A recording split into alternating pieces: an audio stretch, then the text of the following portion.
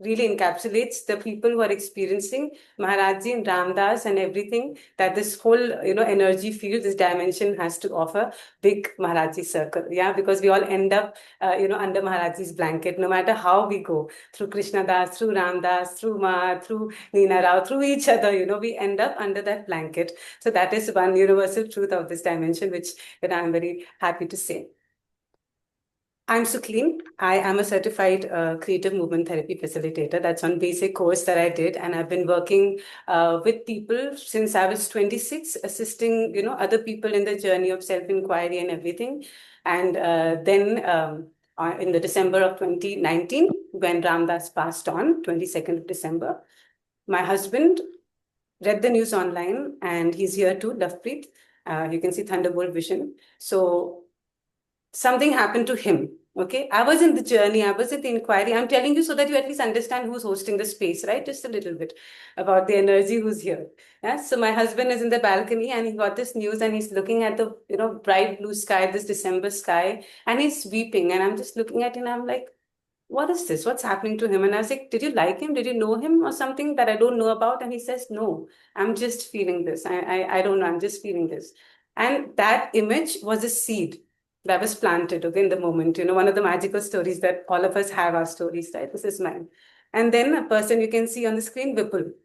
Yeah, Vipul Sharma, he entered our lives. He came with the sweetest hug.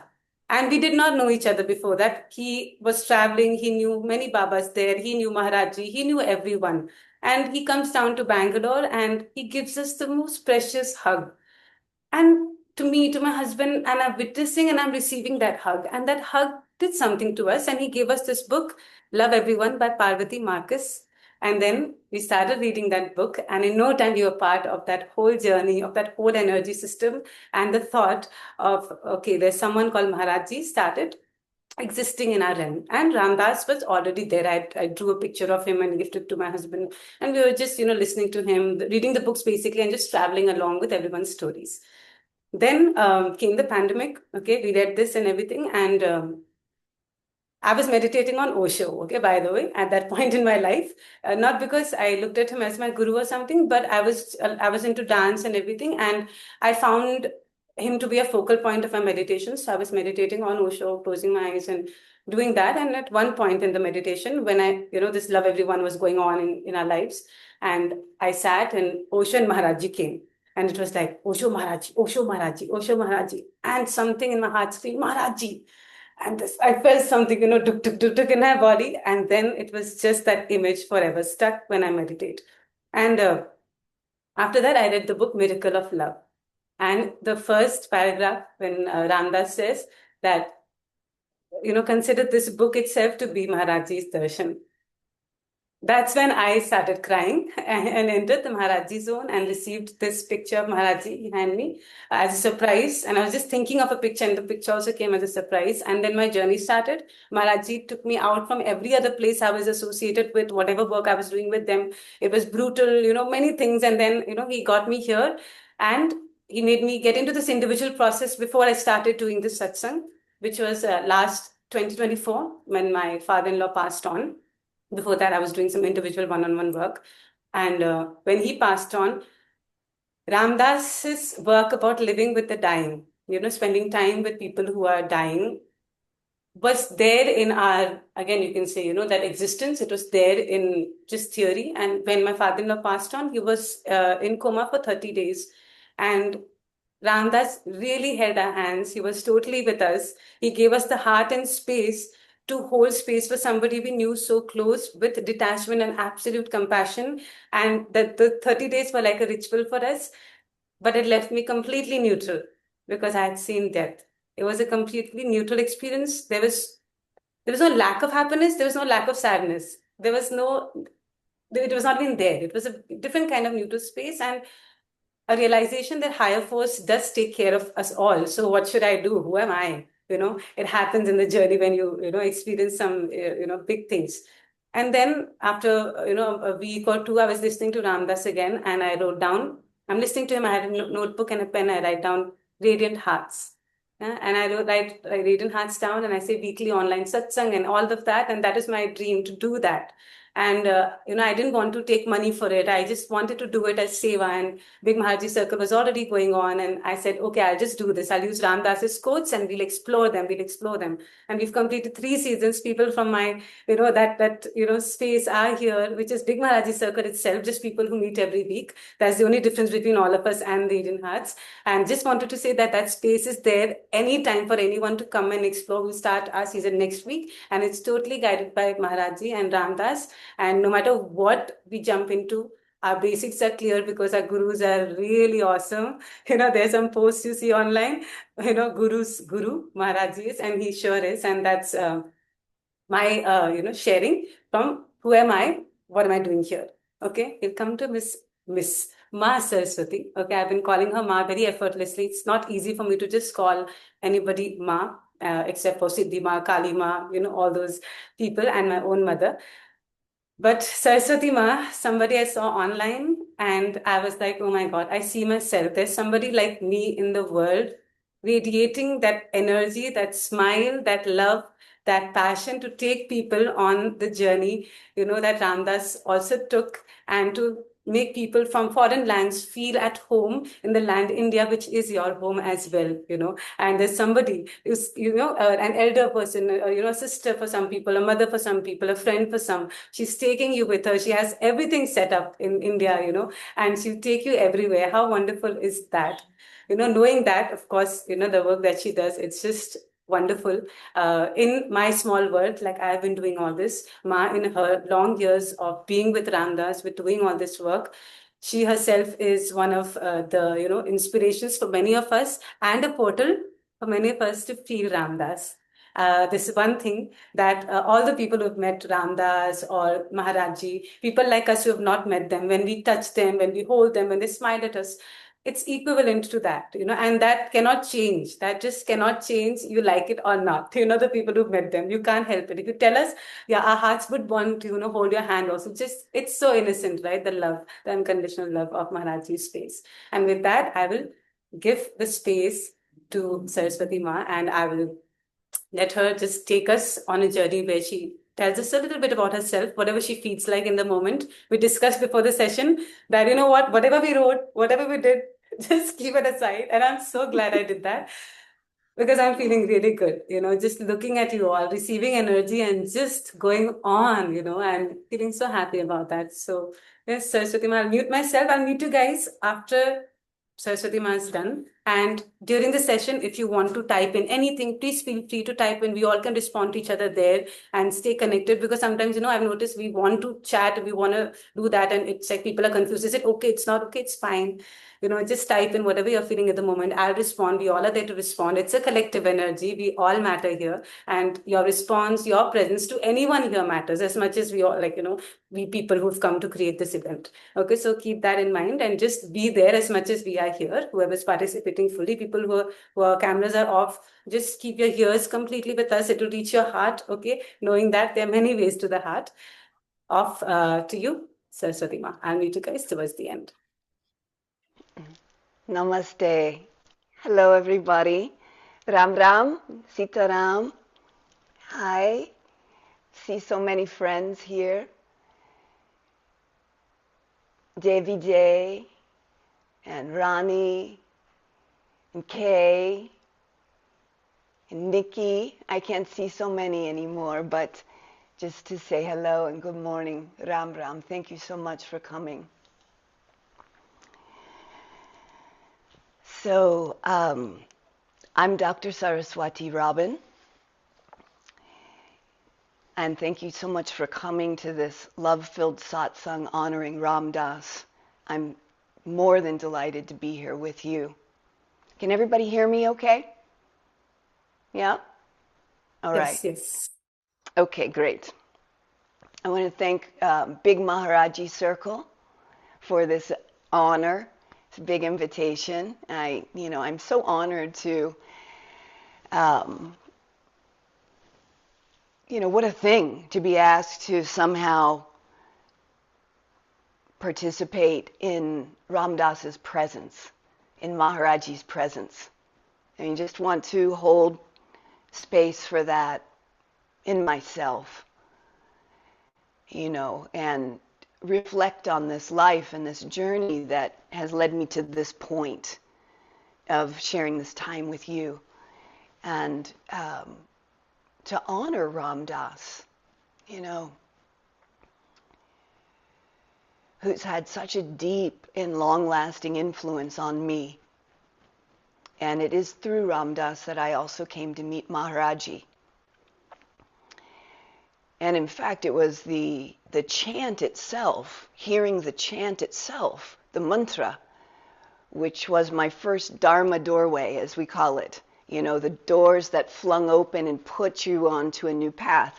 In fact, the book that Suklin mentioned, Miracle of Love, I just love this, that you'll meet Ram Dass and have his darshan through this book, which is absolutely true. No question. And then another one is Divine Reality. Siddhima also pointed to Divine Reality, which another book about the miracles Hey, of sweetie, Maharajji. can you give me Yep, 1 minute just to get my coffee? absolutely we can. We'll all, yes. So anyway, um, yes. So I'm just delighted to be here with you. And thank you again to Suklin for holding this really beautiful space. And, we can do this again. I would love to join you, Suklin. If it feels like we want to do more, we'll do more. So we don't have to feel like we have to get everything into this moment. And this day, because, we're both healers, and this circle is actually has a big focus on healing. And according to me, and others, any spiritual work involves healing. And so then the question is, what is healing? If you ask me, what's not healing? Our life is a process of moving into our healing, which for me means moving into my spiritual heart. Because when I'm not in my spiritual heart, I'm about me, which was, I was sharing with Suklin, one of the many, I wrote many, many, many pages about what I wanted to share about today. And like Suklin, I've gone off script. But one of the things I was reflecting on, it's not the first thing I remember about Ram Dass, but it's relevant because I'm preparing to share something that I hope is meaningful, and so that's about me, which, anytime I'm coming from the place of about me, it's from separation. And then when I can drop that and make myself a channel for this presence, because these beings, Ram Dass, Maharajji, and all these great beings and guides, they are with us. They're with us now. And if we don't feel them, it's because we're not here. I just want to pause for a moment. So all the great beings are with us right now, and if we don't feel them, we're not here. And that's kind of where we meet our healing. Like, what does it take to unlock ourselves in order to be here and meet each other?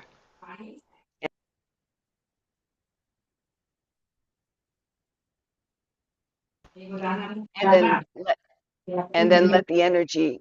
Hello, I think someone needs to mute here. I muted them. I Maybe. muted them, and I muted you by Okay. mistake. I'm so All sorry. right. No problem. So, yeah. So this I'm going to go back on just. But what I was going to say is that in preparation for this, Ram Dass would get nervous before he gave a speech. Kid you not? He'd be so nervous, right? Doesn't he look on stage like he's just kind of like just going along? And I mean, he was. People ask me, "Oh, what is it about Ram Dass?" And there's so many things. In fact, a friend just asked me a few nights ago. We were going over, what was it about Ram Dass? But when he was, extraordinarily smart, right? I mean, just smarter than almost anyone. His mind was so strong. And then he was a great storyteller, right? And then he was funny. And so, and he had really was invested in, you know, making himself less and making his soul more, right? And so, you know, all of that coming together, you listen to his lectures and, you know, they're so powerful and so deep and so transformational. And then in the end of his life, probably the last 15 years of his life, I knew him personally and taught with him consecutively for the last 10 years of his life. All of his public events, I taught together with him. And I was able to see, he in fact also got nervous before speaking. I mean, very nervous. And, you know, that's another thing about Ram Dass was his humanity, right? Like he let you see his, and shared about, you know, his challenges, his suffering, where he fell down, where he got lost, where he got caught, where he was selfish. He just shared about all of that. And in doing so, you felt like you knew him, and then also I felt like I belonged with him. Because I was also all of those things. Like he never seemed so far ahead from where I am, so masterfully yet was. So I just am so grateful to have been brought into his field, you know, and that's really how it happened. I just was like magically swept right into his direct field, mainly because I'm a medical person.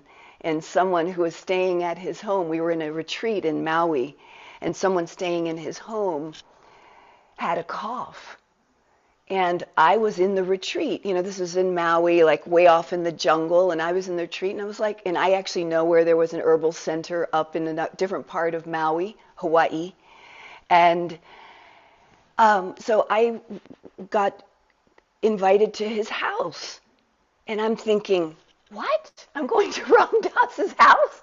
You know, I'm just a guest in the audience, you know, and suddenly I'm in Ram Dass's house. I remember I'm driving there.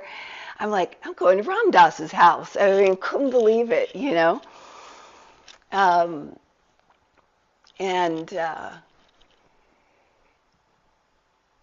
Yeah, so it was just, that began, you know, that was actually where I met the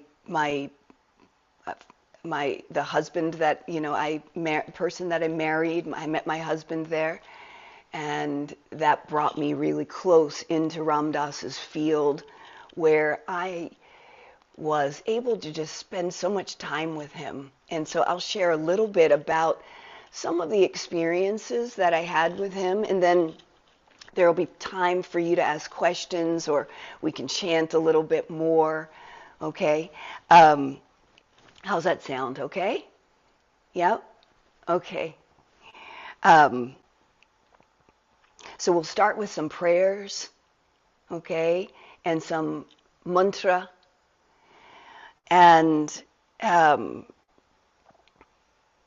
so yeah, so let's just come together in prayer.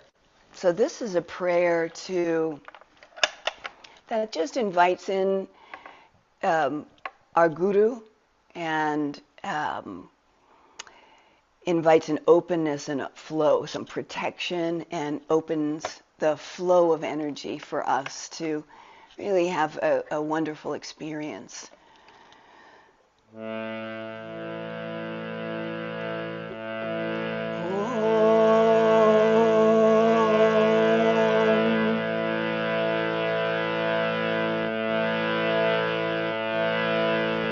Shuklam Bharam Dharam Vishnam Sasivaram Chaturbhajam Prasannavaranam Daye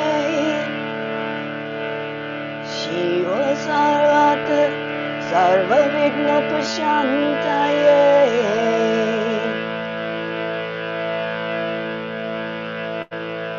And if you'd like to chant Om together with me, we'll chant Om 5 times.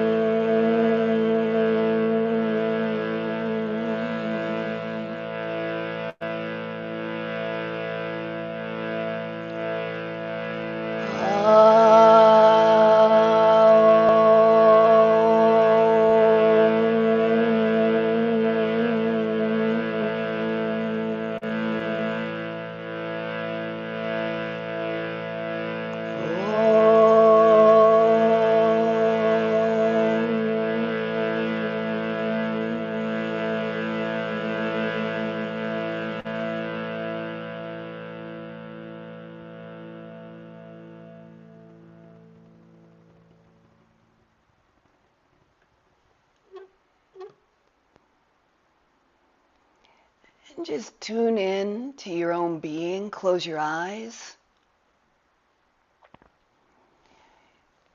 And if I could invite you just to feel into your own body. Breath.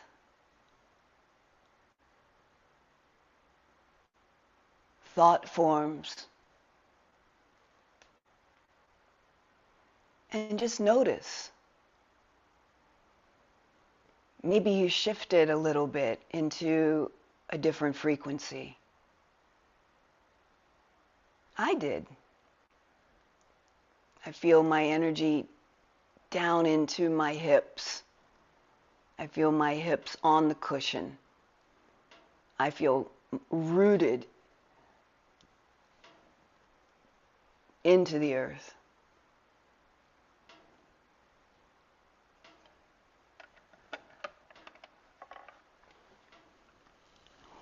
If you felt something different, maybe you can put a word in the chat.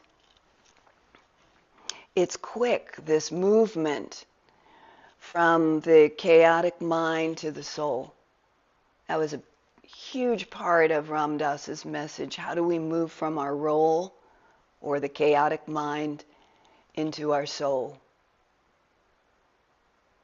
And the thing is although, and he only left, about 4 million lectures on this question, so it's not a simple answer. But there is an answer for each of us, I promise you.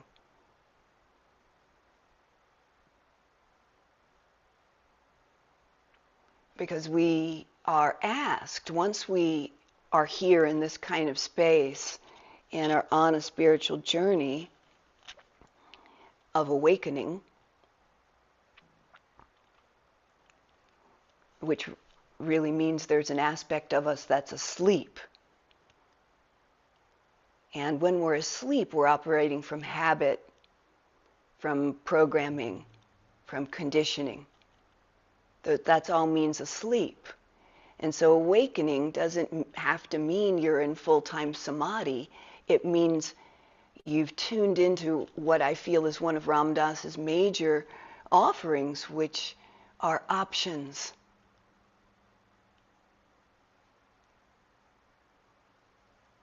Right?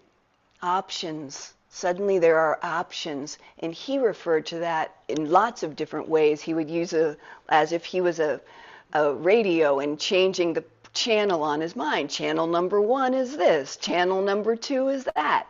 All the different facets of our being. But if we follow the program, we get stuck in being disconnected, this really disease of disconnectedness, the disease of separation. And it is a disease. It'll kill you. And the medicine is union, which is what yoga means. And healing is this movement from being asleep to being awake, to being with myself, to be truly intimate with myself, to be vulnerable. And all this was embedded in Ram Dass's message. So beautifully stated in Be Here Now. Yeah? So Ram Dass, on December 22nd, 2019,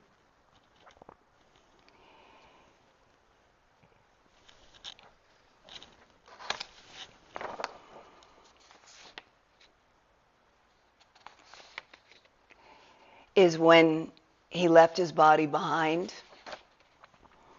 but his soul didn't disappear. This is when he got bigger and he became Big Ram Dass.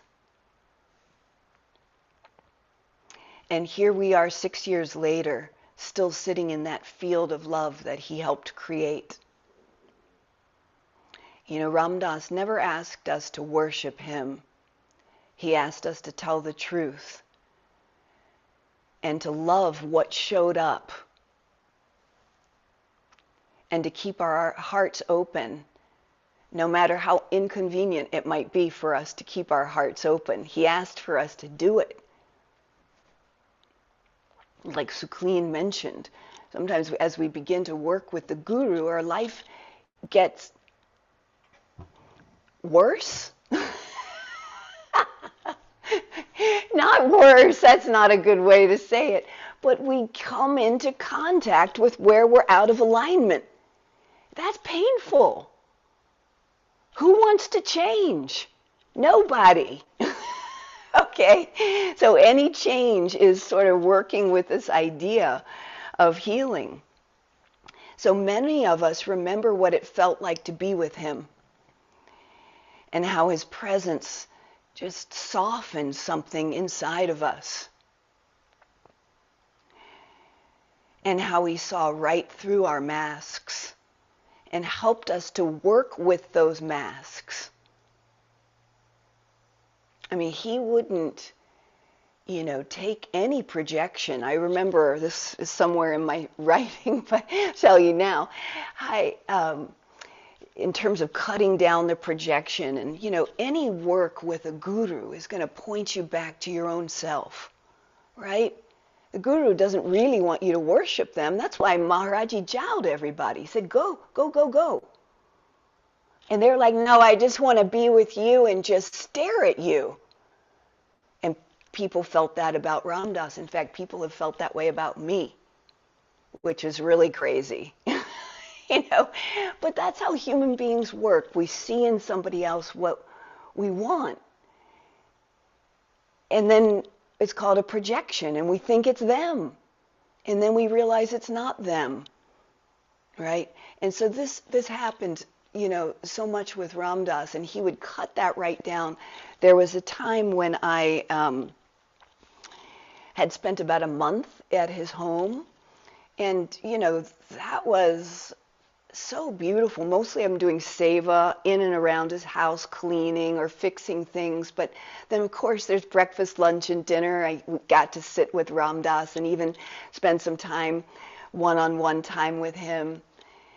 But really being in his field and just serving, he brought that out. The only thing we really, can do for someone else is share ourselves with them. And he just inspired that so much by way of example. I mean, he gave so much of himself. And this is a man who lived in extreme chronic pain. And he was able just to push that aside and absolutely be present for you. But around this point of the projections and all of that, so I'd stayed about a month at his house, and after that time, I had just become so deeply, connected to him with so much affection. He was such this wise, elder, master, love-filled being. And I said to him something like, I feel slightly shy suddenly saying this now, but he said something like,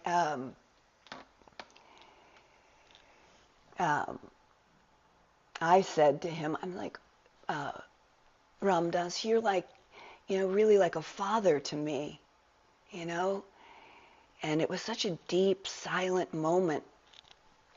And, he knew my story and talked about different things and different experiences I had, which then he went to comment about that. So I said that about being my father, and, I'm so honored and thank you for being so dear and to me in my life, and showing such an interest in me. And then he twinkled back at me and he said, so if I'm your father, then Dasima can be the baby you never had. Can you believe that? So I have and did have infertility, which was sort of an interesting kind of, I'll bracket this, but just to say, as a doctor, I'm an infertility specialist, and I didn't until much later find out that I had infertility. That's somebody doing some work there, right? This is how that was. So I had shared with him about my fertility journey and the grief I had with not having a child. And so the way he was able to speak the truth was extraordinary, fearlessly. And it brought the projection I had on both of them, or in him, kind of back, pointed that back into myself of, how we can't put people in these slots of our missing kind of needs, right? And he was inviting me to, okay, you can call me your father, but I'm not taking that. I'm not taking that on. It's about you. So that was such a deep and healing teaching for me.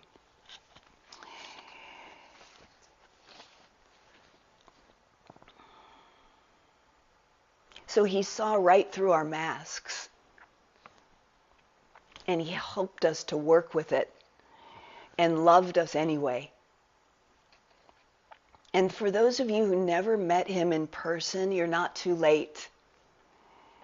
Love is not bound by time, and the teacher is not confined to a body.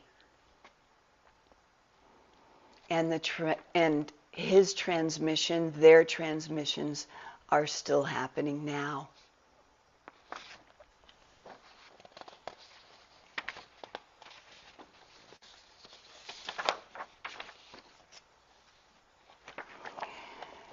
So let's just speak about the solstice for a moment.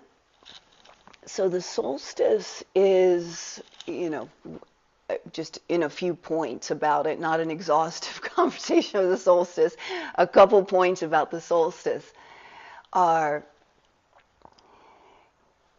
so we are at the culmination of the fertile darkness, we can call it, like the absolute pinnacle in the northern hemisphere, the pinnacle of darkness that then from here forward springs forth into light, right? That's what the winter solstice means. And so it's a coming together of opposites, which ends up being an inflection point, power point. It's where energy is absolutely changing from one to the other.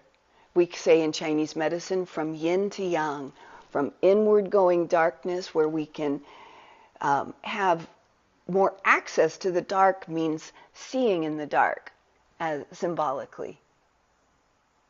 Seeing in the dark means our own darkness, means our own shadow, our unseen, unconscious. We have access to that now. It's the pinnacle of that. So it's a very deep spiritual time for all of us in the northern hemisphere. And the southern hemisphere has it at 6 months later. So we can do this at that time as well. or watch this at that time. So this coming together of opposites is really like, also can be seen as a working with the old and the new, right? What is coming to a close and what is opening. And think about this moving from the darkness to the light, this is when Ram Dass left his body, right? So it's really kind of symbolic of our own awakening. And this is the day he died, on the solstice. So that's just, I think, just notable and remarkable. I mean, he was such a powerful being. Any of you who know astrology might be interested to know that, Ram Dass was an Aries, so very forward-going, right? But he had the planet Pluto right on the ascendant, which Pluto is like the deepest transformation, fundamental power and transformation for the good is what really is the energy of Pluto. And to have it right on your ascendant means like that marks your whole life as a kind of a signature mark. And boy, was that true. When I saw his astrology chart, I was like, okay, no wonder. So we have a little bit more time. I'll share a few more things about myself, and then we'll maybe have a chance to do a little bit of an experience or chant again. If you guys sing the Hanuman Chalisa, maybe we can sing that together, and then we'll open this up to a discussion if you guys want to share some questions or thoughts like that. So a little bit about my background. Sucleen, I've already kind of mentioned it. I don't know why I keep touching my hair. Sorry about that. It's a nervous habit.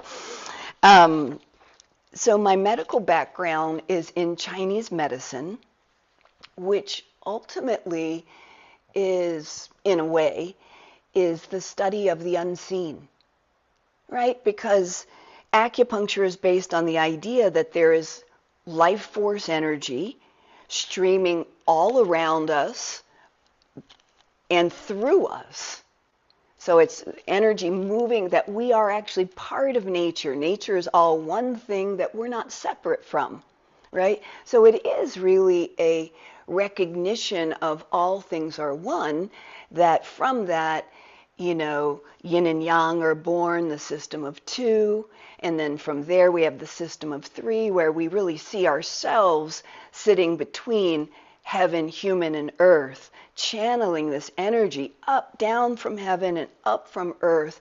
And when these energies are flowing well through the human being, through the nadis or the meridians, that body is healthy and strong. So it's based in flow of energy. And how do we work with our energy and creating flow in our energy? I'll just name a couple techniques that are so powerful for regulating energy. One is pranayama, right? Very quickly will move you into a different mind state.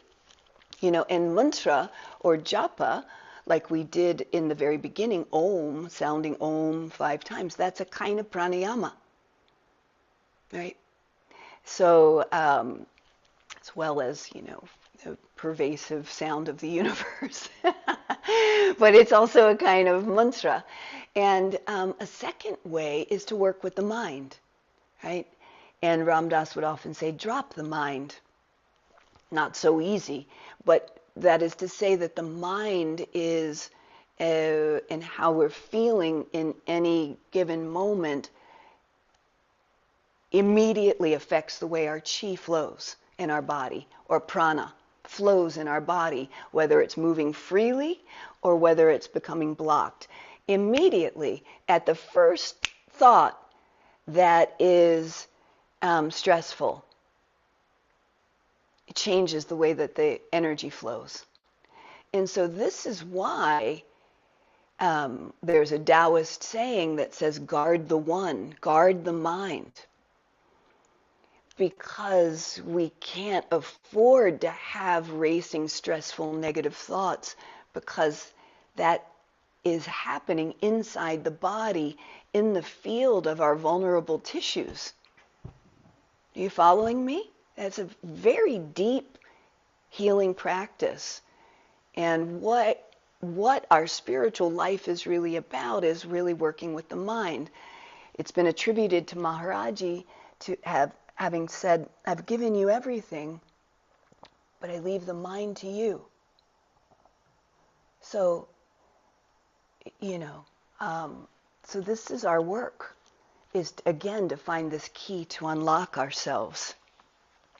So when this vital force is abundant and free-flowing throughout the body, then the body's healthy and strong. And when the life force is blocked, stagnation leads to symptoms in the body. And ultimately, we want to live what's called a clean burning life. Because every time we break harmony with nature, because after all, like we said, we are the elements. I am water, I am fire, I am earth, I am ether, I am air, I am space. And exactly the elements that make up my body are the elements that make up nature. So how can I bring myself into alignment, the smaller self with the larger self? This notion or this idea in medicine is called macrocosm, microcosm. And this is another idea from that, is how we align our inner planetary system, which we call the chakras, with the outer cosmological planetary system, which is basically how we understand how the solstice affects us personally. We have the sun and the moon in our body. We have Jupiter in our body. So every time we break harmony with nature, and so then what does that mean? This is our work. Am I in harmony? Am I not? How can I tell? So these are questions to walk with. These are the healing questions. On the spiritual, so every time we break harmony, residue from that choice is left in the meridian system. So you can see how a habit over time, day in, day out, maybe it's a habit of a thought, maybe it's a habit of a food, maybe it's a habit of a activity or lack of activity, all of that in a certain way is breaking harmony. This means harmony, alignment. It's my sign language. Residue is left in the meridian system. And when the meridian system is clogged, we have that stagnation and separation. We can less and less feel the life force, the living presence moving through us. We get confused. We're the body. Ram Dass would say when he was doing the little channel thing, or he would also call it the planes of consciousness. We call it dimensions. We call it different frequencies. Call it different light codes. Whatever you want to name this thing that happens, where we begin to understand different concentrations of energy. So leaving residue helps us get stuck in our roles more easily. Does that make sense? Like my role, he would say, and the first plane of consciousness is really, your name and where I'm the daughter of Joyce, and I live in North Carolina, and I'm a doctor, and I'm a tour guide. And then, who am I on the emotional level? I'm buoyant and thoughtful and, sometimes, nervous and unsure of herself. And then on even another level, I'm an older woman. I'm in sort of this, matriarch phase of my arc of my, all these different roles. He talks about this all through his whole career, But in terms of this living with free flow of moving energy allows us to move more easily through those different roles and not getting stuck in one role. I'll share one other story about getting stuck in a role, which is I shared that I was a teacher with Ram Dass for right until he left the body. From like 2008, I started teaching around his home, which was a wonderful experience, and then went on to start teaching at the retreats with him in Maui, and every single one, every public appearance that he made for the next 10 years, for the last 10 years of his life, pretty much. And then things changed with that, and there was COVID, and I moved away from that job. Ram Dass left his body, and everything was changing, and the organization changed, and my focus changed. And this part of what Suklin was talking about, how you get moved from one thing to another. And when you get moved from one thing to another and it's not on your timetable, it's like, I found a lot of resistance with that. All the teachings left my mind. It's not like, oh, I'm moving from one role to another. That's not how it went for me. I like holding on like white knuckle, like I am not letting go, period, It's like I couldn't remember one teaching. And this is what happened. So I was in my, this was probably after Ram Dass left the body, but not too long, maybe 2 years after, maybe 2021. And, things got, after Ram Dass left the body, things got reformed because things were COVID and just the programming, everything kind of went online. So everything changed. And so I wasn't part of the teaching team. And I just was so hurt. And it was a persistent hurting, that because Ram Dass was central to me, and I couldn't see who this was in service to. Why was I not still part of what he was doing? And look where I am now. I'm leading tours and all this stuff. So it's like I have moved over, but this was 4 years ago or 5 years ago. 5 years ago. So I'm getting a healing session, a hands-on bodywork session in my home here. So it was the evening, and it was on a Sunday. I remember it was because it was quiet. It was about this time of year, I believe. And it was completely dark. And I'm on the treatment table. The room is dark, and my friend Tiffany, she's there doing body work and healing work on me. And meanwhile, I'm in this mind state I just shared with you, in pain, feeling rejected, and like I'm no longer with Ram Dass, and like that. Truly, I just felt devastated. So I'm on the table, kind of that's part of the reason I had the healing session, because, to work with my energy. So we're in the dark, I'm face down on the table, and probably it's maybe 20 minutes into the session, the healing session, and we both hear this loud crash. I mean, a very loud, substantial crash that, in the room. Like, boom! And Tiffany says, "What was that?" And I said, "What was that?" So she turns the light on, she walks into the corner of the room, and I have a very large picture of Ram Dass. I mean, it's not that large, but it's larger than normal. Like a normal, photo is maybe this size. This is one size bigger. So it's quite a large photo, and then in another frame. So the whole thing is quite big. That fell onto the ground. Okay, now it's on a nail, So the nails still in the wall when the picture came off flew to the ground. And so Tiffany walked over to the corner and she goes, "Look, this fell down."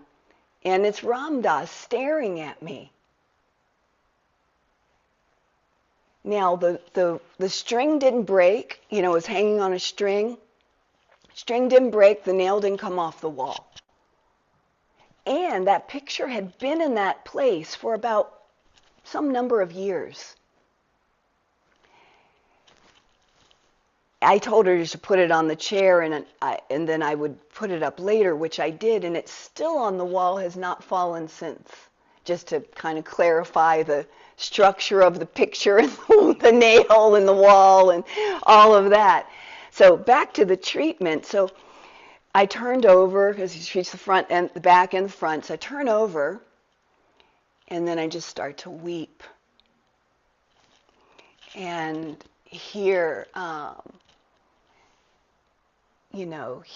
Ram Dass saying to me, "Oh, because he would tease you. He's a teaser. Do you get that from listening to him?"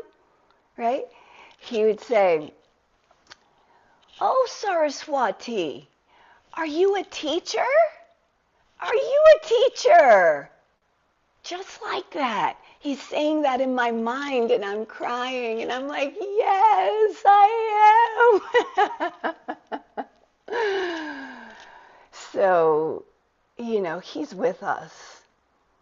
And, he just was asking me to work with my attachment to that role, in that place, and in that time, and in that space, and to let go.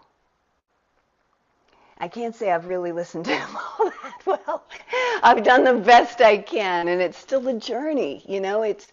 It's a lifelong process to take these teachings. But there have been many, many mystical experiences with Ram Dass since he left the body. And that was a tremendous one for me. Really getting my attention, letting him know he's with me, letting me know I'm on the right path, even though I can't see the path and felt like the other path was right. He let me know. Jai Ho Baba Ram Dass. Okay. So on the spiritual path, we're all asked to open ourselves to a greater level of being. We must find the key to unlock and open ourselves. And really this is his whole work. So I have a few more minutes, and let me just share a particularly potent experience for me. And this was around healing, and as a healer, Ram Dass is in my life so much about the way I am with people. It's not so this format of me talking about how I am with him is not really how he works with me, to be honest. I mean, I'm doing this and it about killed me because I was so nervous. I'm willing to do it. And I tell you, I said, "Maharajji, if you want me to look like an idiot, let's do it. I'm ready, okay? Thy will be done," So that freed me up a little bit. But the way I feel the most presence moving through me is in my healing work, which is more one-on-one with people. And that's what I really experienced with Ram Dass personally. And then that same kind of one-on-oneness is what happens when I'm in retreat with people. The retreats are typically smaller, 5, 8, 12, 15 people. So plenty of time to connect one-on-one with people. And we have a lot of time in circle like this, where we get to hear each other's voice. And so that's really my domain of how I work usually, is to try to empty my cup disidentify with this vessel, kind of like Krishna's flute. Hollow the bone is what we kind of say in more native peoples, indigenous peoples from this continent. They have a phrase calling hollowing out the bone, and it's sort of like making room for the Holy Spirit to move through us, the breath, the pran, the life force, the presence. And that's really where I like to work. And I think that's where all of us work who are kind of leading these kind of satsangs. You know, you meet a lot of people in satsang, and when you meet the people, you're meeting the ego. And that can be sort of, if you ask me. But then you get to be around these same people when they're in their Hanuman Roop, where they're doing their selfless service, and they become gorgeous people, extraordinary people. And we all have that. That's so much of the teachings are how do we activate our own Hanuman body, meaning Roop, Hanuman form, so that all that's left is helping someone else. Sri Rama asked of Hanuman, "Who are you?"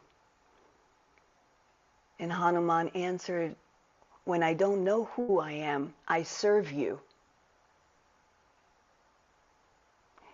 And when I know who I am you." This is a phrase from the Ramayana. Ramdas used to love to quote that phrase, which really talks about the movement of bhakti, of two, of seeing God in the third person, you know, as outside of us, to seeing God in the first person as us.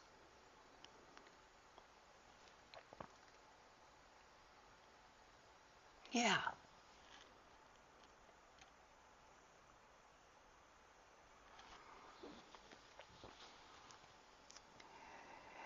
So I'll share one little piece more with you here, which was just so healing for me and such a big part of how I've developed as this particular style of sharing this message, bringing it through my own being with individuals mostly, and on these spiritual tours.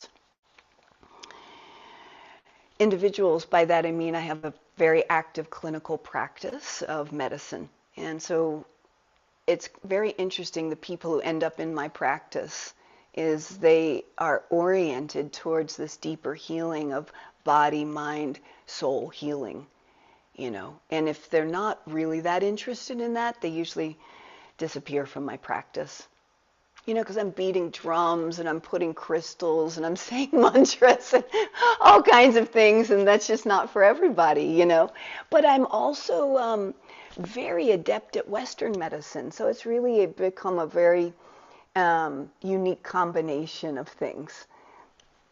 So when I was, so I can see the time, we're moving through the time, so I'm just going to begin to close here. And then we'll do a Chalisa, okay? And then we'll open it up to you guys for some little points to talk about. So this was 2003. So I was about 29 years old at this time. And I was involved in the doctoral program. This is when I was writing my dissertation, going through the doctoral program of medicine. And I became a Chinese medicine specialist with my dissertation being on balancing hormones in women. So I was 29, and the Western medicine rigor was very high, you know, which means that looking at medicine as the body is very mechanical, like a machine, very reductionist kind of style is the Western medicine. So although I was an acupuncturist and a Chinese medicine, natural medicine doctor, in order to get my doctorate, we had to do all this strong, heavy Western medicine. Again, like I'm saying, is very black or white, and algorithmic and very machine-like.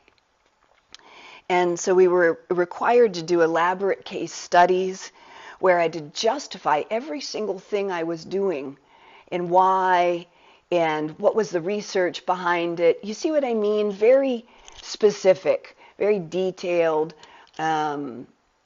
understanding of a case history of a person's chief complaint, why they were coming in for treatment. So I'd have to write up the whole case, pages and pages on what's called the rationale of treatment, all from the Western side. But at the same time, this was in 2003, I had a vibrant clinical practice. I've been practicing all these many years, which was also an accident. I didn't even mean to be an acupuncturist, but that's a different story. So I had a vibrant practice. So I was doing that in the doctoral program, this very critical thinking, very left-brained, right? Left-brained is really what calculates and measures and determines. It's really, it's who Hanuman, when he serves, when he doesn't know who he is, he's in his left brain, right? And so that's very much what was happening in the doctoral program. And then I'd go into my clinic, and meanwhile, I'd been listening to Ram Dass talk about working with the dying, right? And how he was very involved with working with people dying or sick and dying from HIV and AIDS, among other demographics of people. But he was living in San Francisco and involved very much in that community and that time in the 80s where everybody was dying. God bless them, rest their souls. Thank God we've made some movement with that horrendous disease. And Ram Dass would talk about, he would put his hand on the doorknob going into the patient's room, and he would remember to move from his role to his soul. Or he would say it a little different as I remember it. He would say, who here is really the healer and who's the healee? This kind of thing. So he'd walk into the room of the dying person, and he was always so clever, so funny, so real. He'd say, so how's your incarnation going? And this is how he met you, So this was in my mind. So I had this sort of doctoral thing where I'm writing and this rationale. And then my clinical practice had all these women trying to get pregnant. This was my specialty. And if you know or have had this journey yourself, when you're faced with not being able to reproduce, to have a child, yes, it's a life-changing circumstance, but for many people, it brings them right to the point of their own mortality. Because if you don't bring forth from your own bloodline, your bloodline ends. So this becomes it's much bigger topic and much bigger feelings than not being able to have a child, which is already a pretty big deal in our culture, in many cultures.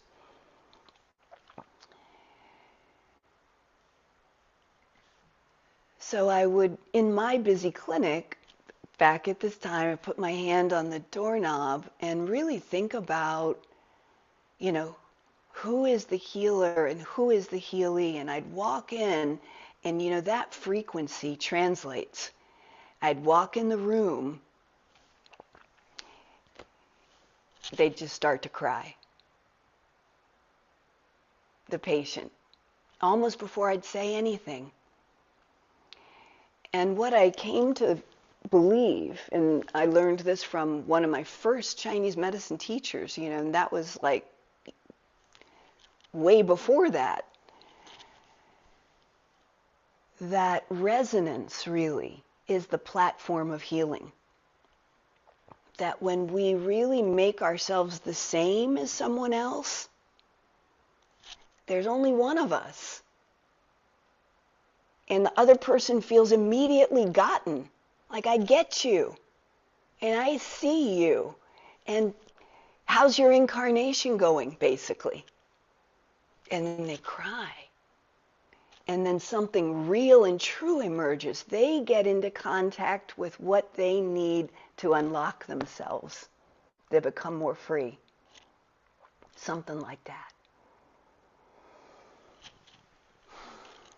So this is how Ram Dass lives in me and is alive in me. And I mean, I had 1,000 more stories to share with you.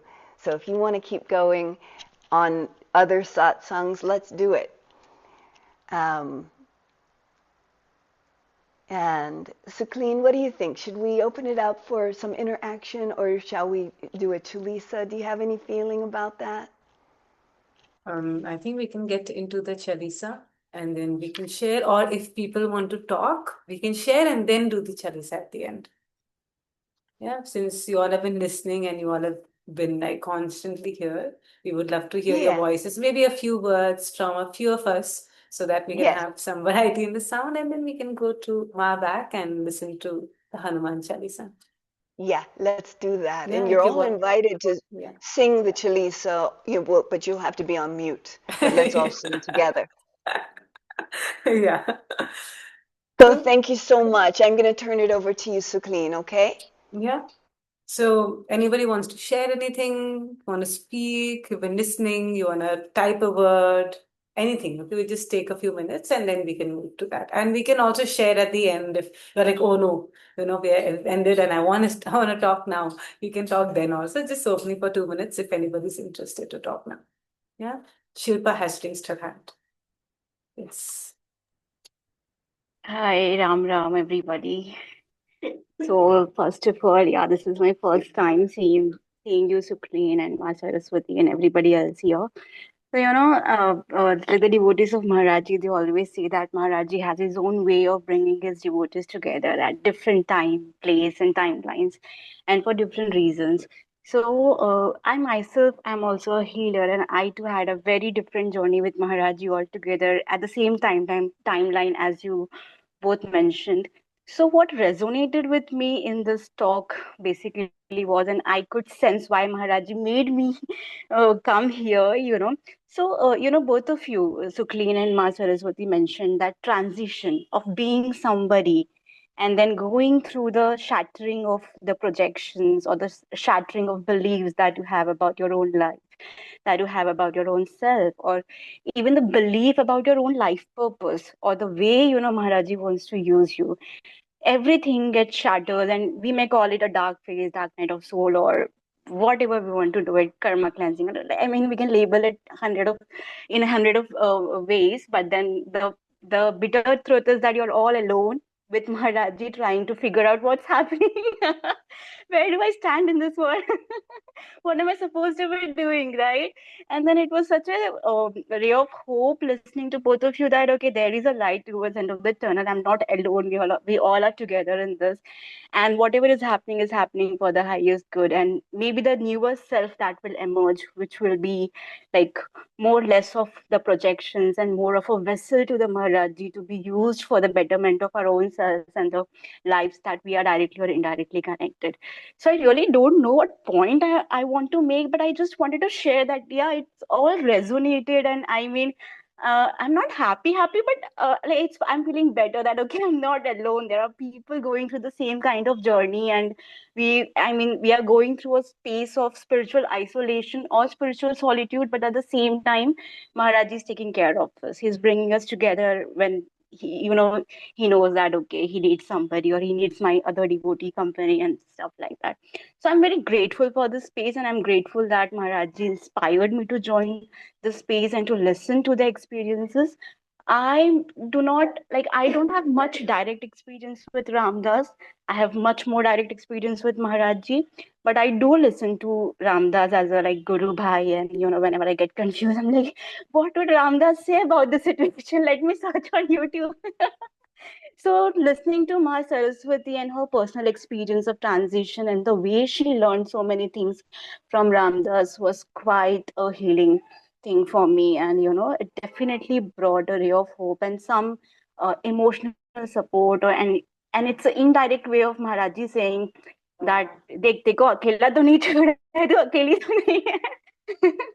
So yeah, so yeah, just wanted to share this, Thank you so much. Thank you so much, Lane and Saraswati. Ma Saraswati, thank you so much. That's all from my end. Ram Ram Shiva. I like how you went from we are all alone to he's never going to leave us alone. I love that transition. Yeah, and that's one of the journeys, one of the curves we all go through in the journey. I'm so glad you came, and we often feel that in our radiant hearts that there are many people who register, but sometimes the people who don't register, I mean, register in the sense who say that, okay, I'm going to be for the session, they don't end up coming, and people who've not said that I'll come, they end up coming. So it's just his play. He brings people to the spaces. Like he inspired me to also create this space. We were thinking, Saraswati Ma and I, like, why am I doing this? There's no real reason for me to do this. It's I just mean, that I have to do this. I tell you, Maharajji really has very weird ways of bringing his people together. So, as a professional healer, I have dealt with many clients, and after knowing a client for 2 to 3 years, they'll come and tell me, you know what, I'm also a devotee of Maharajji. And I'm like, what? Why did you why did you not tell me? And Things they're would like, have been no wonder. easier. Yeah.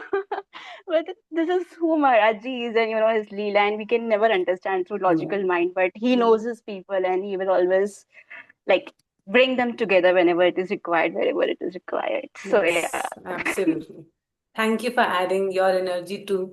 This is why I had mentioned that people are fully participating. This is the time for you to add your energy. See, you heard Shilpa, she was not talking from this time. She represents the people who are listening from that time. So when she also spoke, there's an energy, right? I wish for you all to speak at least 2 lines, something, just add your voice to the space. Watching you is also enough. Just inviting you, it's your wish. I really enjoyed that someone came forward and spoke. It just added a lot of energy. Yes, Advita, please. You can raise your hand. I'll call you after that. Yeah. Ram Ram, everybody. Am I audible? Yes, you are. Okay. I was just trying to gather my thoughts. I have lots to ask. First of all, I'm very, very overwhelmed be in the presence of Saraswati Ma. Almost a emotional wreck. As soon as you said you spent a lot of time with Ramdas and Maharajji. Can hear my heartbeat aloud. But I'll keep it short. I have a very basic question, very basic. So since the time I've started reading about Maharajji, knowing him more through various books, a lot of things that he spoke about initially, especially when he spoke about love and awareness and judging self and others. I really quite did not get it, but now over a period of time, I do get it. And not only that, I do find myself kind of struggle a lot with it, and it's great that thank you that you've made this platform for us, because if you say this out loud to other people who don't get it or who aren't in this space, you would sound cuckoo.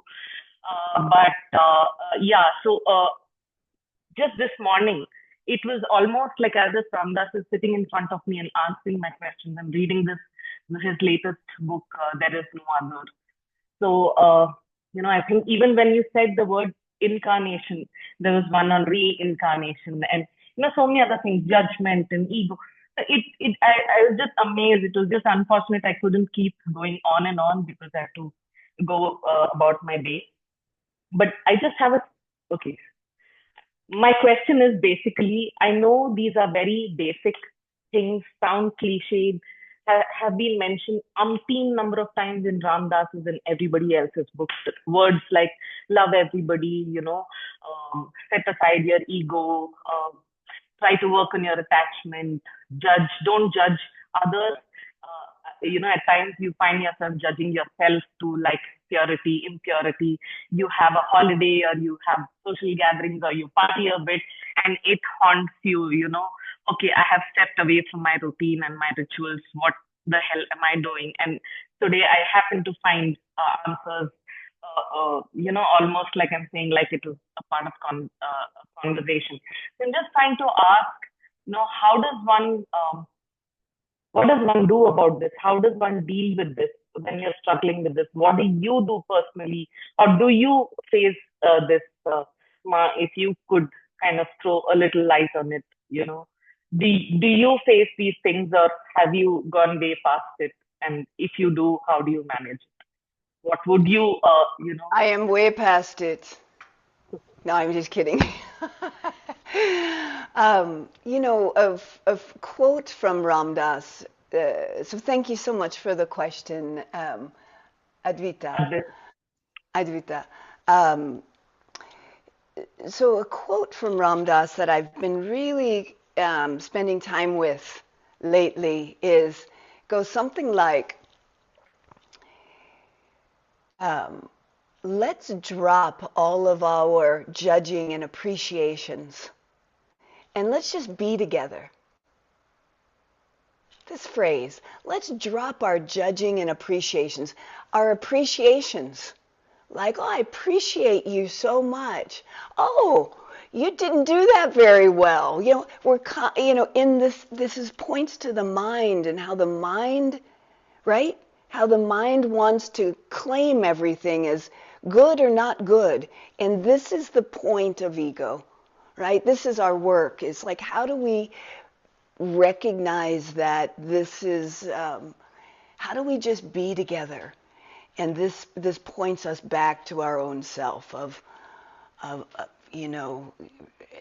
finding that way to work with our mind, which is each person's journey. I mean, I can also say that there are, Ram Dass shared at group level about how he brings Maharajji into his presence, that Ram Dass uses his imagination and imagines that there's a special chamber inside his heart where he can like open a door to his own heart, and Maharajji's sitting inside there. And he says, I meet Maharajji inside my own heart, and we talk, and we share. And I've continued to work like that I meet Maharajji in my heart, and I chant to him, and I do my japa to him, and I offer flowers to him. And I can actually say that Maharajji is now moving from being something on the outside of me. Like, I don't always even wear his locket on my neck. I don't even have my whole house I'm actually starting to take some pictures down. This is just happening like in these weeks. Because Maharajji is more on the inside. I don't need to wear him on the outside. This is just some kind of stage that I'm in, but this is something I think to do with when you're in that place of this judging. And I think in that quote, the part I like about it so much is, we validate the appreciations and vilify the judgments when they're both equally out of balance. Can we drop them both and just be together? Basically, he's saying as souls. So how do you do it?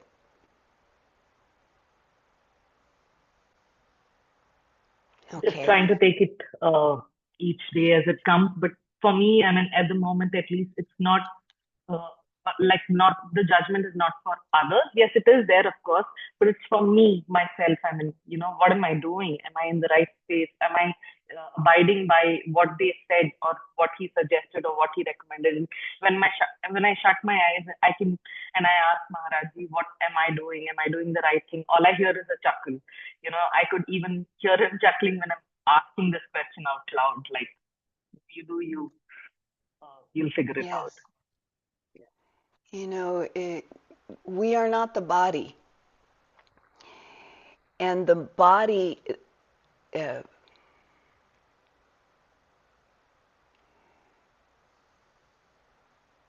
the mind,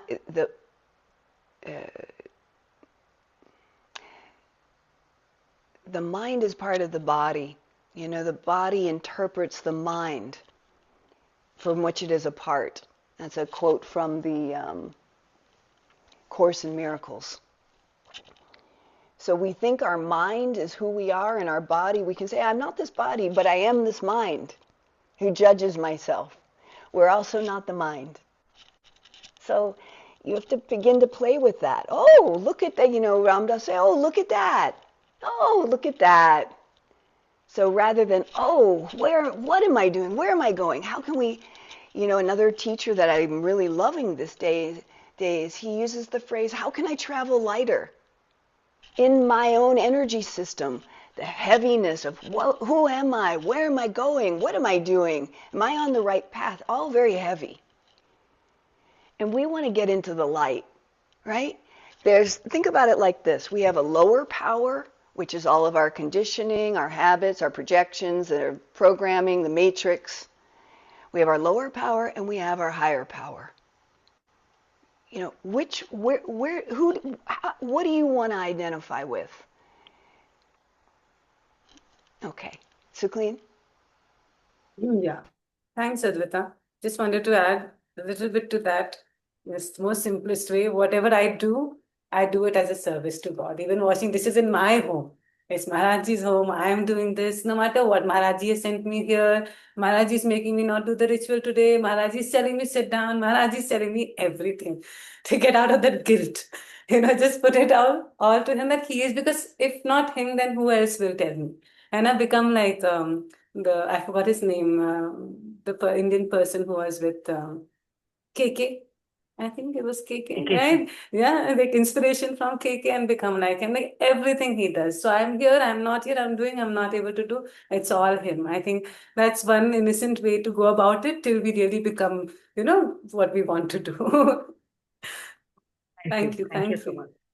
Thank you. I see Beautiful, Nikki. Suklin. Thank you. I see Nikki raising his hand. Yes. Is there anyone Ram else? Ram. Yes, Ram Ramji. Ram Ram, dear Satsang. I'm so happy to be here. My name is Nikki, and I'm from Iowa in the US. And I want to share a little bit. Want to kind of what was coming up from Advaita's question. What came up for me was just deep surrender, and also to rely on your satsang. I've been going through some difficult things in my life, and over the last couple of weeks, and I sent probably like a dozen or 2 dozen text messages like, "Hey, I'm going through this. Please pray for me. Please pray for me. Please pray for me." And I had this moment with my son where, like the prayers were answered, were heard and answered. So there's a power in satsang that I suggest that you tap into. Um, But what I wanted to share was I met Saraswati about 2 years ago. Literally 2 years ago, Saraswati. I just checked my emails and we first exchanged emails a little over 2 years ago to this day. And Maharajji came to my life around July of 2023, and I went on this path of trying to absorb every book, every story, every song, every kirtan, just everything during this period of my life. And a lot of you guys, I talked about Miracle of Love, and I read that book, and that was the book that brought Maharajji into my life. and that planted the seed to want to go to India. And that's how I found Saraswati's Instagram. And we get on a call. Saraswati and I get on a call, and I knew within 5 minutes, this is exactly what I wanted to do. And I went to India, and I think Fa still on the call. Yeah, Fa was part of the yatra that I went on to, and it was just a truly magical experience. Like, can't even really put into words. And would love to go back one day when the time when the time is right. Um, but t two short Ram Dass stories that I wanted to share that popped up for me as we were talking today, or listening and talking today. I read his autobiography um, earlier this year during the summer, and one of my satsang brothers texted me a picture of this page on a book, and I was like, "Is that from the same Ram Dass book?" And then I flipped through it, and it's like, "Oh my God, it's the same book." And I told him like, "Dude, I'm reading this book at the same time you are." It's just like, "Oh, okay, I see you, Ram Dass." And then literally yesterday, I'm a part of this other kind of other community outside of Ram Dass and Maharajji, and a man posted "Sit Around the Fire" that Ram Dass speaks on. It's like a song that he speaks on and stuff like that. And it was just like, oh, again, I see you, Ram Dass. And I was just thinking about this group this satsang I was just going to join today. Um, so I just feel his presence very strongly right now. And yeah, that's it. That's what I wanted to share. And happy to be here. And well wishes to everyone here. Ram Ram. Ram Ram, Nikki. Thank you. So glad to hear about your experience with your child. Yeah, Nikki, thank you for adding that. Thank you for amplifying Ramdas's energy. Mariel, I saw the pictures of Ramdas and Maharajji that you were showing us while he was talking. If you guys can see it. Yeah, she's doing that for us in the moment. And beautiful, lovely. They all are here with us. And right when everybody was speaking, I was just feeling, oh, they look like books, like big books, and they became so small. Oh my God, that was a trip. Yeah. And I was just thinking, how through each one sharing, it's not about thinking, it's about me knowing this through my, the regular satsangs that we have, that once everyone starts sharing and adding, there's the intensity of it just becomes much more deeper, and it feels that satsang, the power of satsang. Like today, when we started the session also, it was about honoring Ramdas and the power of satsang. Yeah, and here we are honoring that. We have Nadia, she has put her hand up, and then we have Lisa. Okay, we anybody else wants to share? Let me know now. If you guys have time, it's fine. It's 7:34. We will sing the Hanuman Chalisa before we leave. We'll do that bit. So you can talk fast if you wish to share everything. Yeah. Thank you so much for this space to everyone. I just found out about this yesterday. Um, I I left a place that I called home yesterday. So I was laying in this empty room after bringing all the things to the storage and not really knowing what's coming next. So I'm in exactly this transitional space. And the only book that I had with me is Be Here Now as my Bible. And I was just like, like rolling through it. And then I was like, yeah, just like finding so much wisdom. And for me, with Ramdas, it's really like he's talking to me, like I'm talking to him. We're in the same room, in the same space, like talking about the things I can not talk with anyone about because I feel like only we understand each other. And I feel so seen and so heard by his like presence in my field. And I'm just super, super grateful for this moment today and for the satsang that we're able to like hold the space for each other to really share our all, like Saraswati said, like it's just like giving all and being present with what is unmasking and just being there. And we've been talking about the mind and the heart. And for me, I feel like this journey of the path of the heart and making the mind also becoming the servant of the heart is just I just wrote it down, and I'm just like so devoted to that, and this is all that I'm here for, and this is all that I'm bringing and doing and being. So I just feel very held right now in a very unstable transitory time, and I'm just really grateful. So thank you all for holding this, and thank you Maharajji, and thank you Ramdas. Thank you. Thank you. Ram Ram, Nadia. Ram Ram. Thank you. Thank you, Nadia, for sharing that. Beautiful, beautiful. Love it. Happy for you. We have Lisa. Lisa and then Shraddha. Yes. Ram Ram, everyone. I just want to say thank you to Sukleen and Saraswati for hosting this and just share a brief little moment that I had this morning on whether to join or not join. Joining was my plan. I signed up. I'm not a morning person. It was 7:30. I did go to bed a little earlier last night in preparation for my alarm going off. But at some point after I went to bed, I went to reach some water, and my cell phone, which had my alarm, fell on the floor. So I got out of bed from a deep sleep, and in picking up the cell phone, I banged my head right above the eye on my night table really bad. I was dizzy, and immediately the bump, I got a headache, so I put ice on it and fell back to sleep, and then woke up again with the headache at 2 in the morning and had to get out of bed. I knew I couldn't sleep and was up until 4:30. So I'm thinking, well, I hope I'll be able to join tomorrow or today. And when my alarm went off at 6:45, I thought I can't.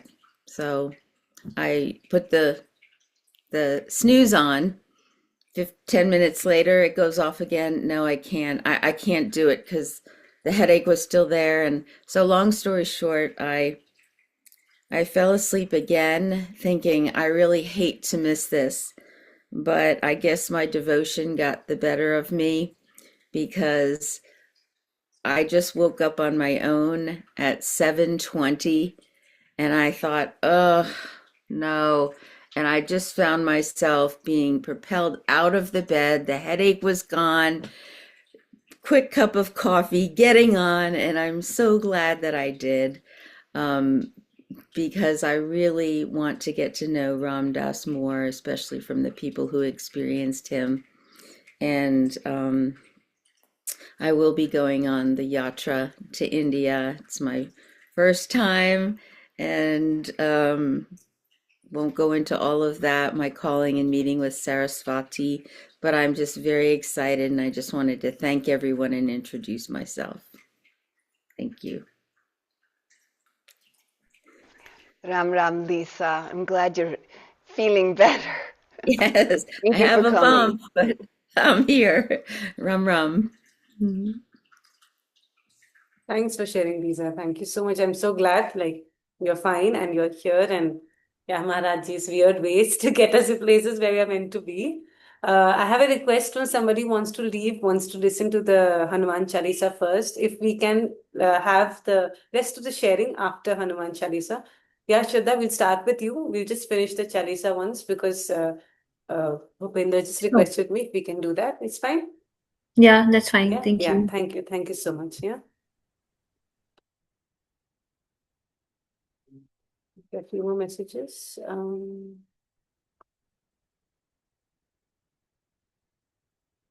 Great. Thank you. Thank you very much. Yeah, I'll just mute myself. Now you can start. But you need to unmute yourself now.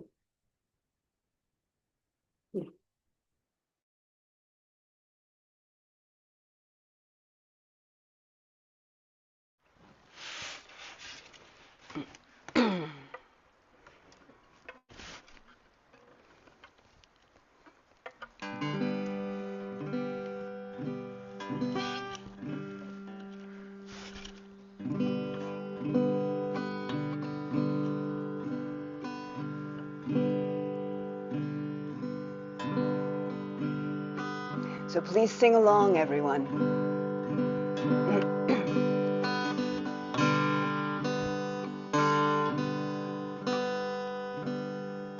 Sri Guru Charana Saroja Raja Nijamana Mukuru Sudari Marano Raghuvara Bimala Jaso Jodaya Kupalachari Udina Tanu Janike Sumira Pavana Kumar Siaram Balaburi Vidya De Umohim Ala Ukalehi Sabikar Siyavara Ramachandra Pada Jai Sharanam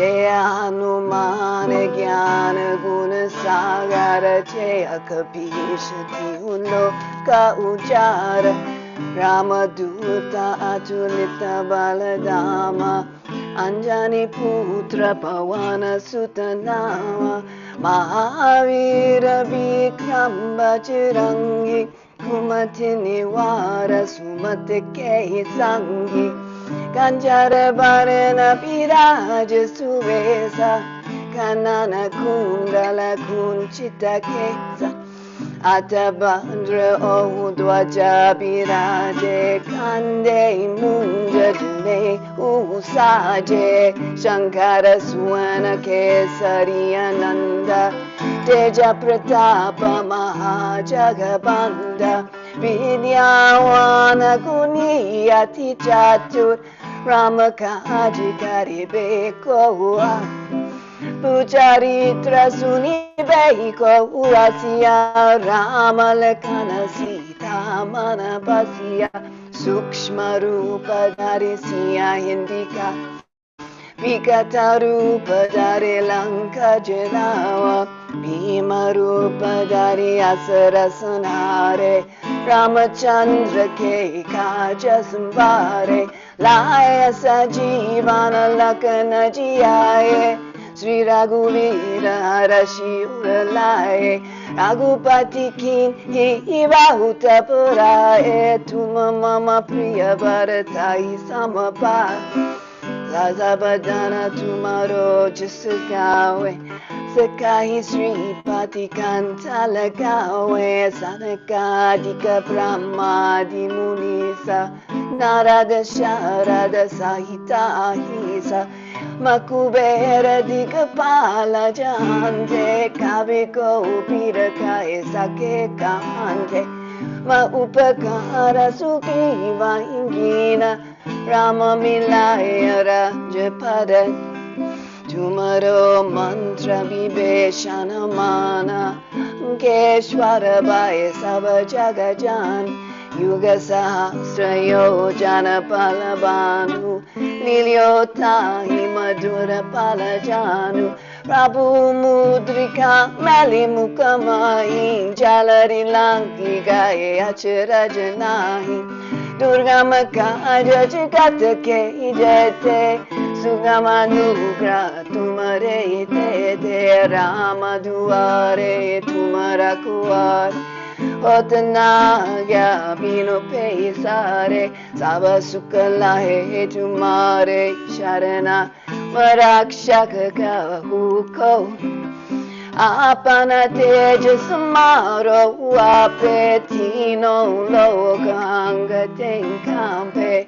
Mutapisacha Negatanahina Mahavira Jabana Masunawe Nasero Gale Sababi Japatani Randana Hanumata Sangatate Hanumana Chulawe Manakrama Bhajana Dhyana Cholawe Aron Yuga Paratapa Tumara E Parasiddha Jagate Ujiyare Saru Santike Tumara Kuvar Asarani Kandana Rama Duare Ashta Siddhi no Nidke Idata Asabaradina Janaki Mata Rama Rasayana Tumare Bhai Sadara Ho Raghupati Ke Dasa Tumare Bhajan Ram Chiko Bhai Janama Janake Tuka Bisara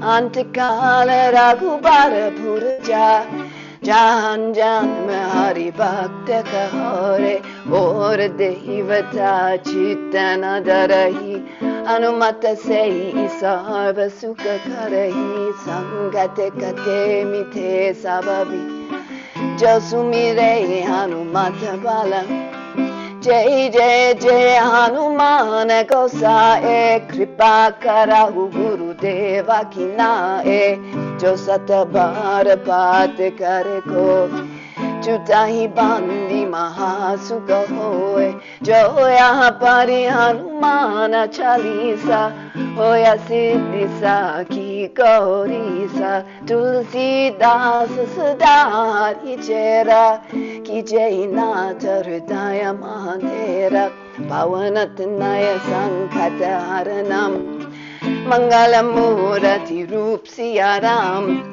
Ramalakana Sita Sahita Hridaya Basahu Surabhup Siyavara Ramachandra Paraje Sharanam Oh ha ha Mangalamurati Marutananda Sakala Mangala Mulani Kandam Mangalamurati Marutananda Sakala Mangala Mulani Kandam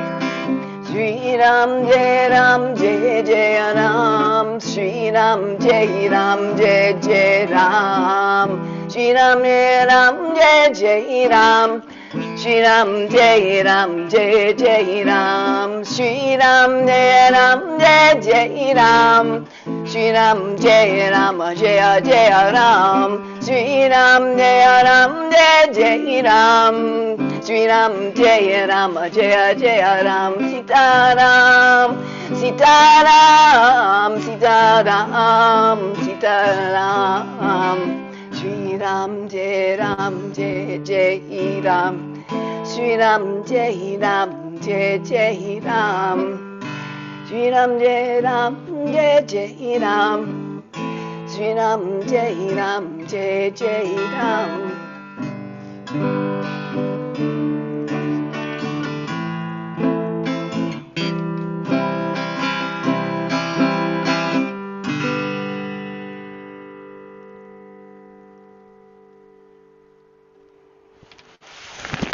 Jai Sri Ram, Jai Pavana Sutta Hanuman, Jai Sri Gurudev, Jai Sri Ma Umapati Mahadev Ki Jai. Jai. Lovely. Beautiful. Beautiful. So lively. You just take a minute or two. Just some people are in the space. Yeah, we'll wait for them.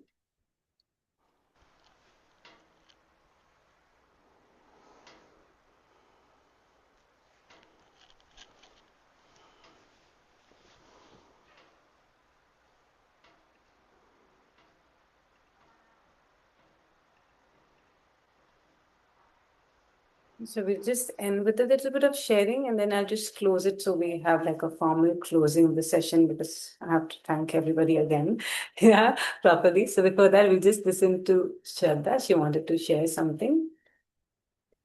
Hi, everybody. Ram Ram. Yeah. Thank you for this session, Saraswati and Sukleen. I mean, really grateful to meet all the people here. What I want to share is I'm very, like, my hometown is very close to Kechi Dham, Bhimtal. So I've been always inclined towards Maharajji, but I've really tried to understood them when I just started working. I think he always gives us the direction. And that's how I met, the Instagram page of Saraswati, how she's planning this satsang and met everybody of you. And I want to share my learning is I think my father is a critical patient, and there are many times I'm not able to look forward for various things from him because he's kind of dependent on me. And I think Maharajji took that place of my father in my life, And whenever I need anything, I just, sit in front of him. I maybe cried my heart out loud and I say, okay, maybe I want this. I know it might be right, it might not be right. You just show me the right direction. And I think I imagine him as a father, and then it become all reality in my life. So anything and everything, I just communicate to him, and he always shows me the right direction. I think by every year passing and learning, I've just learned. I no more ask anything from him, just to show me the right direction.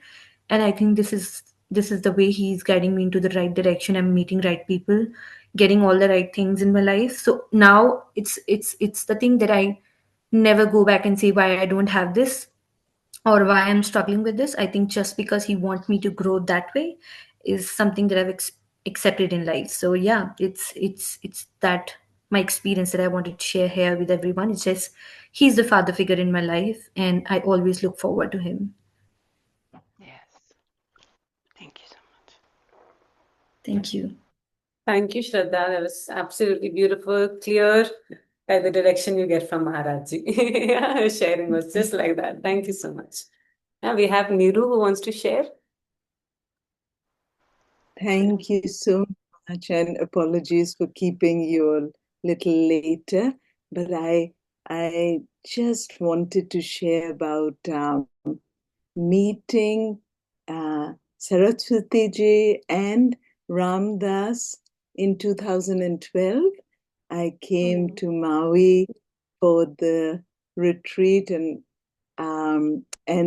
the way I came to the retreat was I thought it'll be interesting to share, because my father, and Shraddha has just talked about her father, and um, my father knew Maharajji, and he had one of the original Ram Das's original books. So I'm from India, Kanpur, grew up there, and my father was a printer publisher. And when Ram Das had made one of those, big, it was his Be Here Now was in a different format. But my father, and we grew up just knowing about Be Here Now, Ram Das. And anyways, it was one of his favorite books. I'm in Sydney, Australia, and my father was visiting me once and just sharing about, lamenting how the books had gone here and then. Be Here Now was one of the ones he was sad about, not of having lost. And so we went to a bookstore here in Sydney and got one. And there, in that soft bound publication, we realized Ram Das is actually in Maui, and he is in the. So I rang the number that was there and spoke to Raghu Marcus, and was just talking and telling about Dad and knowing about, he knew Maharaj. And Raghu said, could you please bring Dad, please come to our retreat, and we'd really like to meet him. And my father was delighted. And anyways, he said, of course, we can go. So it was 2012, December retreat. He went back to India, it was June, but it's so difficult to get visas. My brother and all couldn't help organize that. And come December, I had booked in for the retreat, and I had to go there. And my father said, you must go. And I went to that beautiful time, and KK Shah was the chief guest in that retreat. And so I got to meet KK, Ram Das, and of course, I don't know, Saraswati, you won't remember, but you were taking the yoga stretches in the morning. You used to, in that particular retreat, and you were very gently telling us that, look, this is a difficult yoga. I'm going to be taking it's going to be a bit hard. So everyone be careful. And I thought I'd do yoga, I'll be fine. And I did. And you were very gentle, but it was a tough yoga because that next day I couldn't sit down. And so the qigong, and you did it so effortlessly. I mean, anyways, I thought I'll just I just wanted to say hello. And today, the reason I'm here was because uh, uh, one of the, I guess, friends who has been still very part Bhakti Das. Yesterday, he attended a peace gathering that I was taking, interfaith peace gathering, because it's my father's 100th birthday tomorrow. But he passed away just a few months after I attended the Maui retreat. And so in 2013, he passed away. And he was very delighted that I had gone and met you all. But I'm celebrating his birthday, 100th birthday in absentia by holding a peace gathering interfaith one, which that was him. We had Mother Teresa, we had so many people in our house from different faith. And what he used to say about Maharajji was, because I had said, tell me something that I can take to Ram Das and to the satsang about Maharajji, because they want you there. And he said, talk to them about the children, because Maharaj used to talk. He loved children. This is my father's interpretation. And my father believes that I met Maharajji as well. That was, he had said, you, me, and my sister, that you all. And he loved children. And he would talk to the children, ask them, what do you want? And da. So he said, tell them about Maharajji's love for children and how. So I remember sharing about all this in that retreat that time. And Bhaktidas had come to this peace gathering because in Sydney, just a few days ago, we've had a horrific incident. A week ago, we've had a Jewish community that is celebrating Hanukkah, and two people it was at Bondi Beach, one of the most famous beaches of Sydney, and they opened fire. There were two people, and they shot 16 people died. And so the whole city of Sydney at the moment, and I think in Australia, has been just brought to a standstill in terms of by the act of terrorism. And my peace gathering, I had planned a month ago to do this in my father's honor. And it suddenly became a place of more relevant. And we had 30 people, Bhaktidas was one of them, some from the Jewish faith. And we, in our gathering, lighted the Hanukkah candles. We did the ceremony, but we did everything. But the key, I think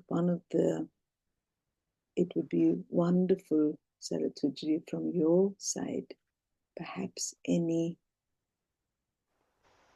words around how to continue doing a work of healing when there is so much of the arising of anger, hate, fear that comes from an experience such as what has just occurred in a community. Well, thank you so much, Niru. And let us just take a breath and have presence around this sharing and this loss of life and the suffering that drives people to end someone's life. There's suffering on every side of this story. I think this is one way to begin to enter it. So let's pause for a moment.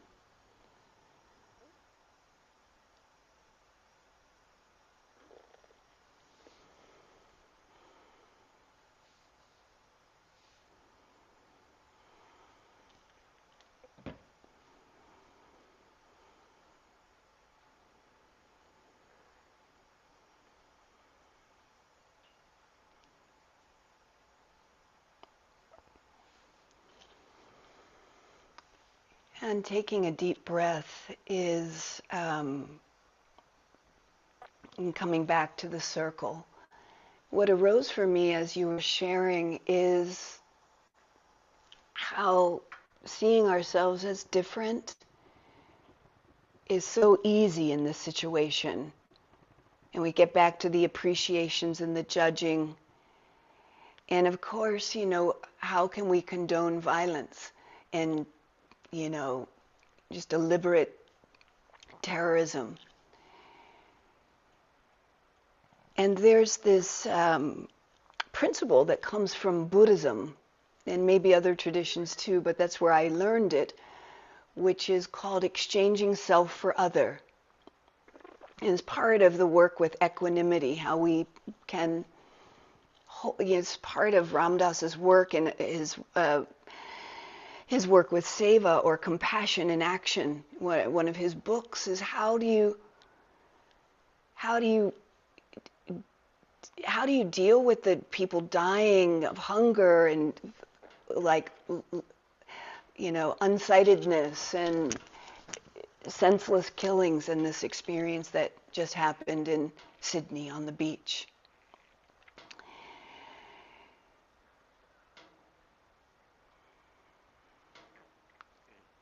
And so when we exchange self for other, the way the teaching goes is that if I put myself exactly in the shoes of the perpetrator, that I grew up in that household with those beliefs, in that situation, in that neighborhood, in that environment, I too would make that choice. And the fact that I am in the place that I'm in such a different kind of headspace, is such grace.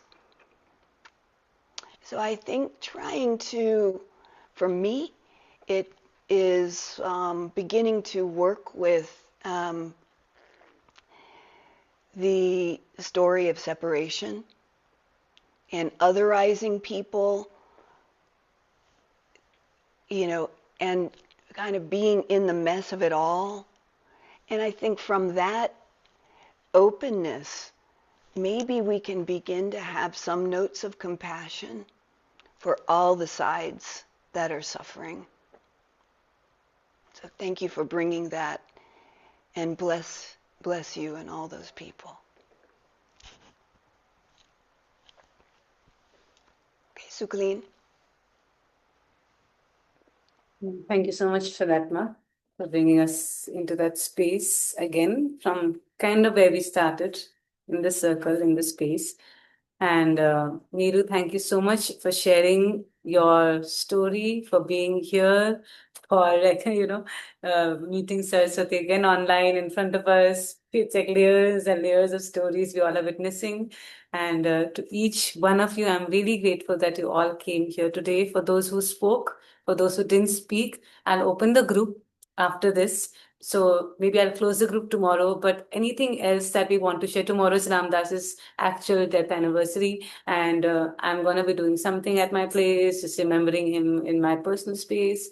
And if you all are doing anything, that's fine. If not, anyway, we'll connect, we'll share some things in the group, and that's how we will close the energy of Big Ram Das Day. Again, I'm so thankful to Saraswati Ma that you came here, you gave us exactly what we needed, the energy, you became the portal of us, getting into Ram Das. And at some points, it sounded like Ram Das was talking.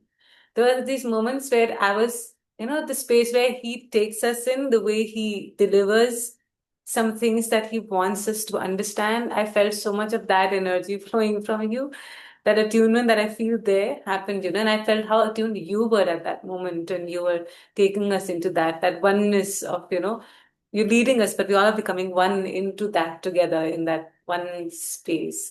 And my dear friends, Mehendi, Karuna, Talha, everyone who came from Radiant Hearts, Advita, and I can't see, I've switched off the video, like video people, TK, Gina, everyone.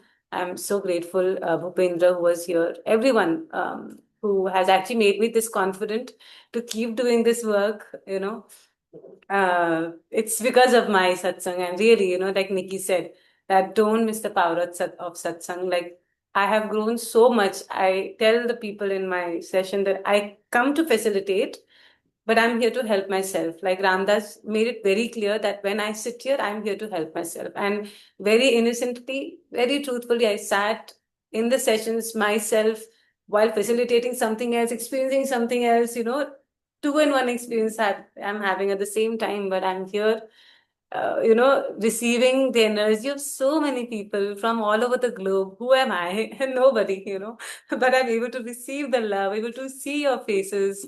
And it's just, there are words, but there are no words, to say what I feel about this experience. And thank you for feeling comfortable here. This is home. This is that space. No matter what we do at Big Maharajji Circle, we feel this. We feel this sense of home together. And I think that makes me want to continue doing what I'm doing. That makes the people who come there sometimes fall asleep in the meditation and all that and say, I can do that. This is home for me. It's that kind of space, And that's one regular thing that we do. And like Saraswati Ma said, that we will, we'll do something together for sure. We'll create something for 2026. So, we have a bigger satsang going on with, some other things, whatever guidance comes through for next year. Really enjoyed watching Meryl, your little baby in the background, and Saraswati Ma's baby also just moving about, participating with us. Beautiful faces, beautiful energies. Thank you so much for being here. There are people who have messaged some things. Yeah, so we can just read May I that. just, Yes, please. yes, I just want to, if I could just take a moment to just say goodbye, and then if there's more that wants to happen. So Advita, thank you so much for coming. Asha, thank you so much. Ram Ram. Dutala, hello. Gina. Helena. Hi, Helena. Namaste.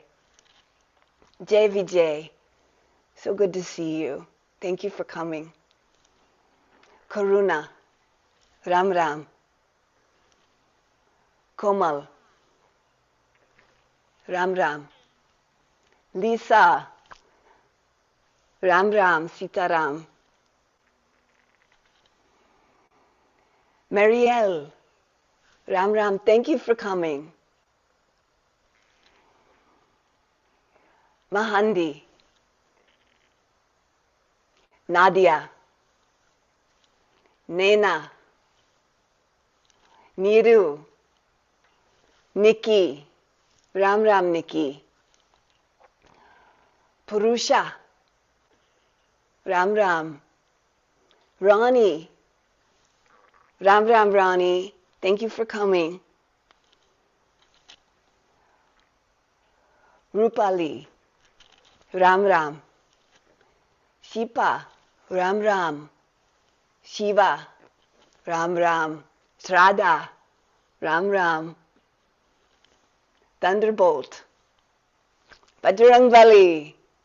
Ram Ram. Vipul. Ram Ram. Yash. Ram Ram. Thank you so much, everyone. Yeah, there's Talha also. Yeah. Missed out Talha. I missed out everyone. It's okay. Ma is taking like, so Thank you. That's all I could see. Yeah. Everyone else, if there's more people, bless you. Yeah. That's so wonderful. That's so sweet of you to take everybody's name. I was like, yeah, that was missing. I'd taken a few names and really thankful to everyone again. Yeah, if anybody wants to say anything, we're ending the session. Ma, do you want to say anything before we end it? Or just let me know. I will end the session. I'll meet you guys in any other session. Stay tuned to Big Maharajji Circle. Stay tuned to Saraswati Ma's Himalayan Yoga Yatra for her, travels and everything else that she posts there. And yeah, anybody wants to share anything? I've seen new faces also come up towards the end to say bye. I'll just say, remember this portal we're in. This is the solstice portal. We're moving from this fertile darkness now, today, absolutely now and over these next days into the light. So it's a very a meaningful time for our own spiritual work and to be remembering Ram Dass in that deep place and, holding him close, honoring him. Yeah. And I just want to say thank you to Ram Dass and thank you especially to Maharajji for helping me to relax and open and share their message with you. This is my wish, to share their message, not my message. I was telling Sukleen, so I'll be very quick. I did a lot of writing, and the first long, many, many pages were all about me. And then I was like, oh, okay, I got to start over. I didn't even realize, but this is, how caught we are. And then I really wanted to share about Ram Dass. So I feel very grateful. So thank you so much, everyone, for coming and for celebrating Big Ram Dass Day. I Thank you, wanted Ma. to Meryl wants to share, yes. thank you for giving me one moment. And as we leave, I just wanted to say one of my favorite quotes from Ram Dass is, "We're fascinated by the words, but where we meet is in the silence behind them."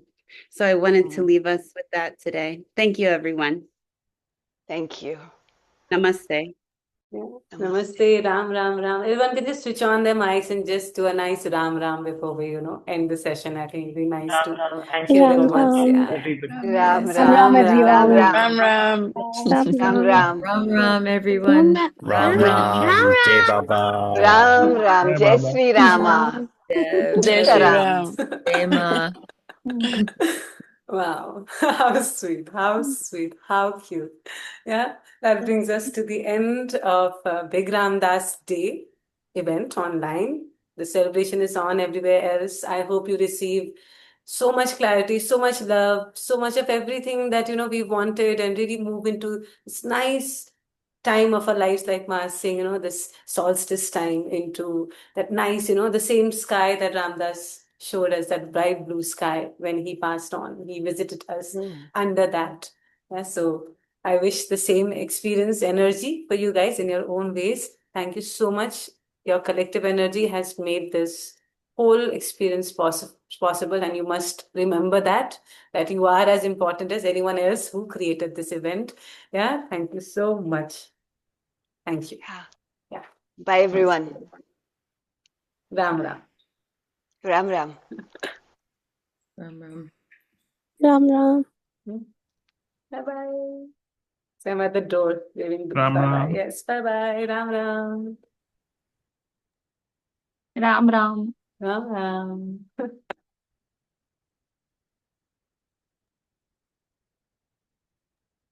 Yeah, I'm waving everyone goodbye now.